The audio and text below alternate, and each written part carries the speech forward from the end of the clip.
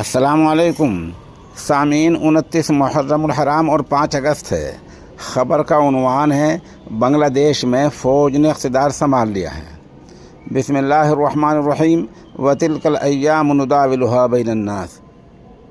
ये दिन है, ज़माना है जो लोगों के दरमियान बदलते रहते हैं। आज उसका इक़्तिदार है, कल उसका इक़्तिदार है।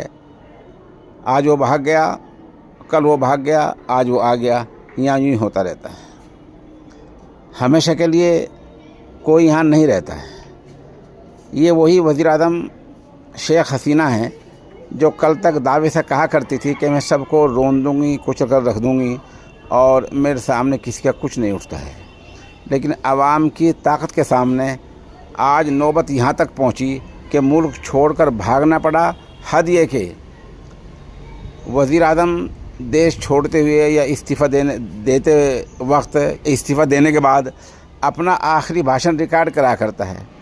शेख हसीना अपना आखिरी भाषण रिकॉर्ड करा रही थी, मुज़ाहिरीन को देखा कि इधर आ रहे हैं तो बीच में ही छोड़कर भागना पड़ा।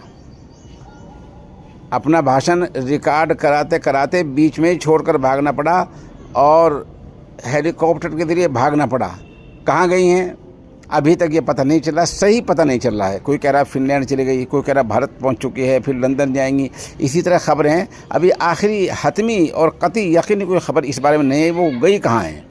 वो और उनकी दोनों बहन भाग गई हैं और बांग्लादेश में फ़ौज ने इक़्तिदार संभाल लिया है। फ़ौज के जनरल वक़ारुज़्ज़मान ने इक़्तिदार संभाल लिया है। अभी फ़िलहाल उन्होंने ऐलान किया है कि अंतरिम उबूरी आर्जी सरकार तश्कील दी जा रही है। अब तश्कील किन लोगों की सरकार दी जाएगी, वो फ़ौज के लोग होंगे या सियासी लोग होंगे, इसका अभी तक कोई खुलासा, कोई इंकिशाफ, कोई वजाहत सामने नहीं आई है। सरकारी तौर पर 3 दिन की छुट्टी का ऐलान कर दिया गया है। अभी खबर इतनी है जो मुसद्दक़ा है। आप हमारे साथ बने रहें। खबर अगर अपडेट होती है तो इंशाअल्लाह उससे भी आपको मुत्तला किया जाएगा।